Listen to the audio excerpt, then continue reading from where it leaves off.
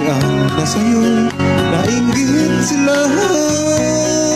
Tulad mo ay isang bulaklak sa hardin, handog ng langit at ako ay inakit.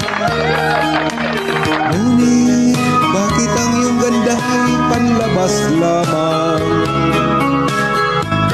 Bumubulag sa gaya ko, umiibig sa'yo.